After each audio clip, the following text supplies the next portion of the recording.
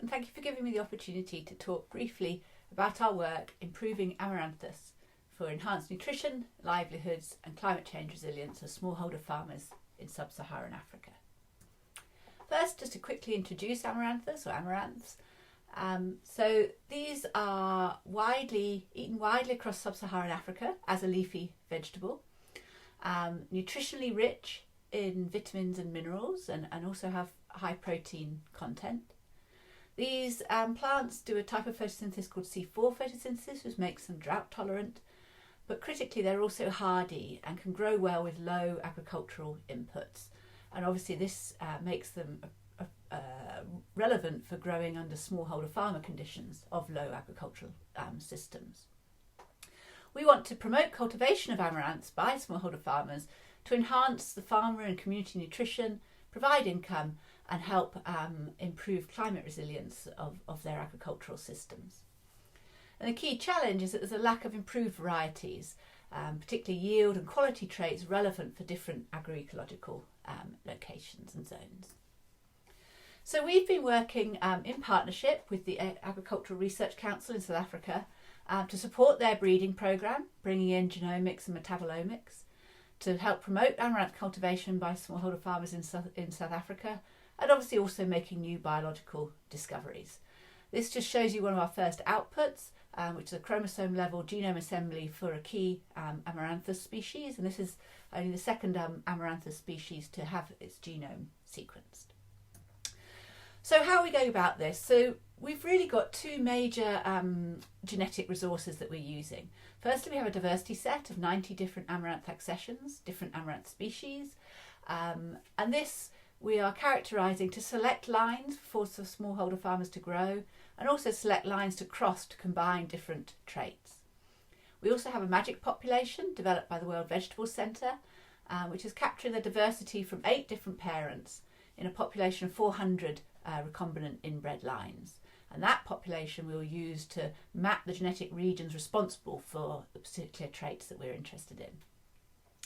So the traits that we're interested in, which we've been looking at in irrigated field trials, is obviously yield, as well as the height and branching of the plant, which is important in terms of harvesting, flowering time, and also the regrowth potential, how many times the plant leaves can be harvested and then regrown.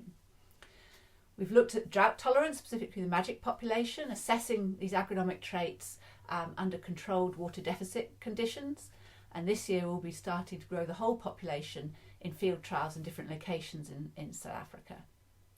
We're carrying out untargeted metabolite profiling, so capturing as many of the different compounds in the lines that we can, as well as targeted nutritional content, so vitamins and minerals.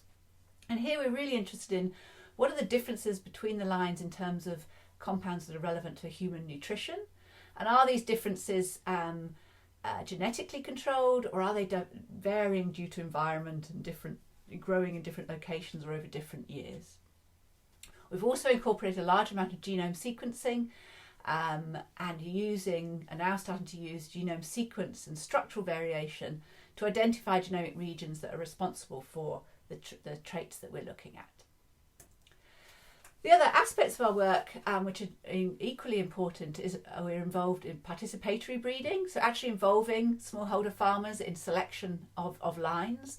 So smallholder farmers have been given 12 different lines to grow, and they compare these and rank in terms of not just the ease of growth, but also how easy they are to harvest, what they like to cook with, the taste.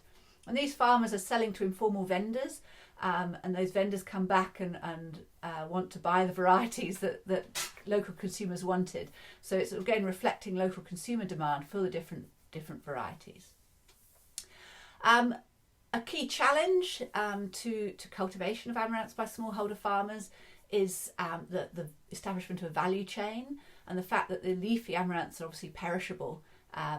So we've been working with CSAZIZA Trust, who've created a regional hub of farmers growing amaranths and a processing centre.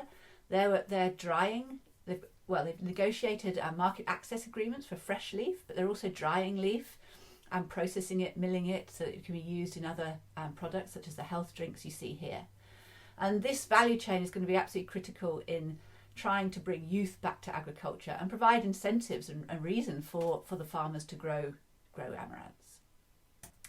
And finally, just wanted to say thank you to the people that are involved. It's a bit of a whirlwind overview of the project, but we've got partners around the world, both in South Africa, the World Vegetable Centre, the African Orphan Crop Consortium in Davis, Ghent University, and my team at York. Thank you.